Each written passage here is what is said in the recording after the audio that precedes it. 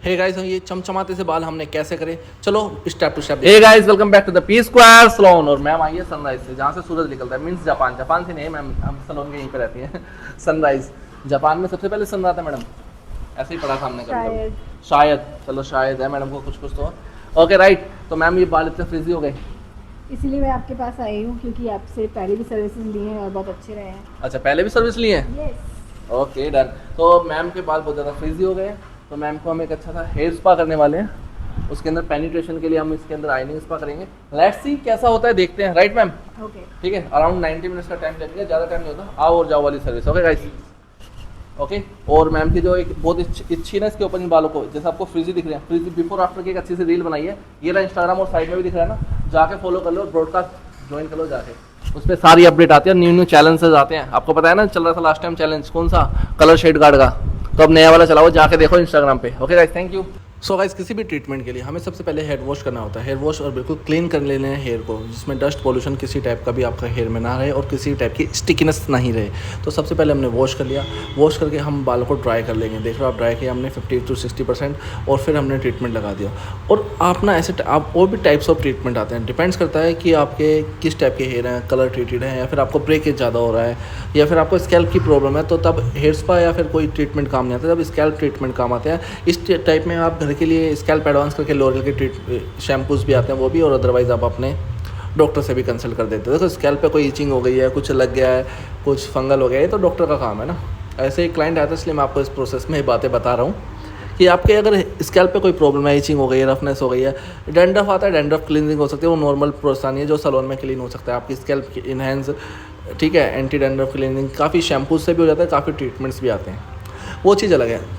अब ये जो ट्रीटमेंट है हैंड टू हैंड वॉश हो जाएगा, ये बिल्कुल वॉश होने के बाद आपको फाइनल लुक दिखाएंगे, बहुत फाइन तरीके से दिखाएंगे, स्टेप टू स्टेप हर चीज़ दिखाएंगे, ये आप ध्यान रखना। ओके, ये देखिए आपको बिल्कुल तरीके से स्टेप टू स्टेप ये चल रहा है ना। अब इसके अंदर क्या होगा, अलग ही लेवल की एक चीज़ आएगी, देखना आप जब स्टेप टू स्टेप प्रोसेस पूरा हो जाएगा तो। राइट, इतना सिंपल सा फैक्ट है।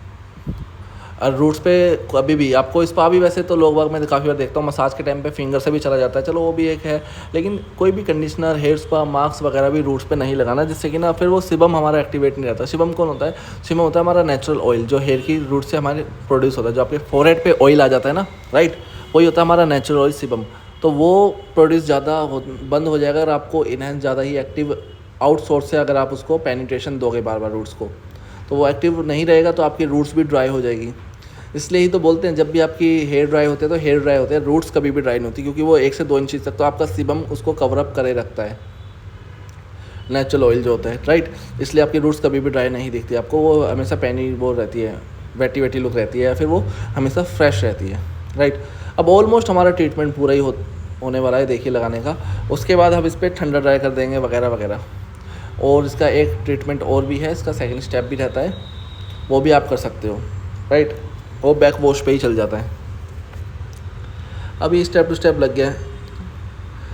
और भी चीज़ें, अगर आप एक चीज़ और कर सकते हैं, आजकल आपने देखा होगा कि ना हेयर स्पा लगाने के बाद ना एक रेड और ब्लू कलर की आइनिंग सी होती है, रेज टाइप, ठीक है, वो आइनिंग भी हो जाती है हेयर स्पा के ऊपर, समझ रहे हो आप?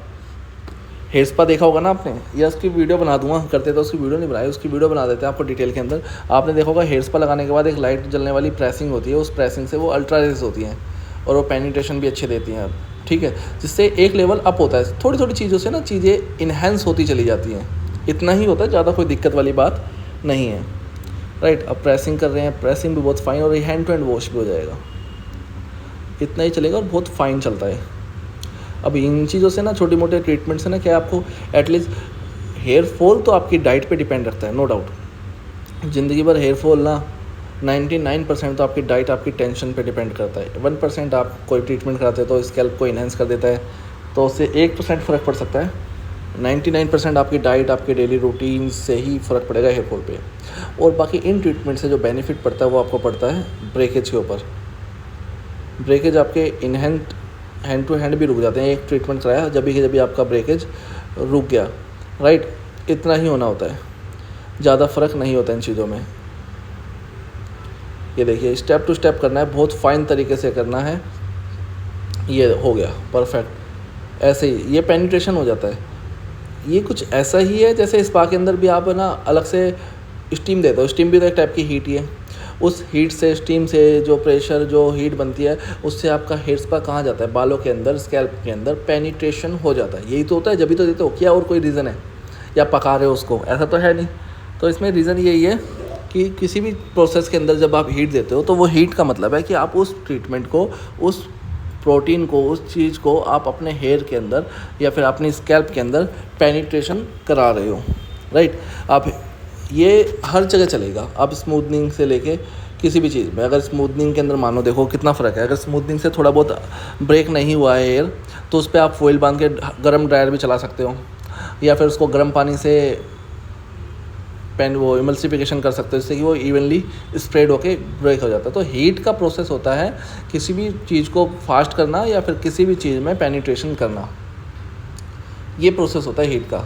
हर जगह ऐसे ही होता है, यही प्रोसेस रहेगा, ठीक है, राइट। अब आपको दिख रहा है जैसे जैसे प्रेसिंग हो जा रही है, हेयर इनहेंस होते जा रहे हैं, लेकिन अब हम इनको वॉश कर देंगे, सेकंड ट्रीटमेंट लगा देंगे, बैक वॉश पे ही वॉश करेंगे और सेकंड ट्रीटमेंट भी सीलर लगा के इसको फिक्स कर देंगे।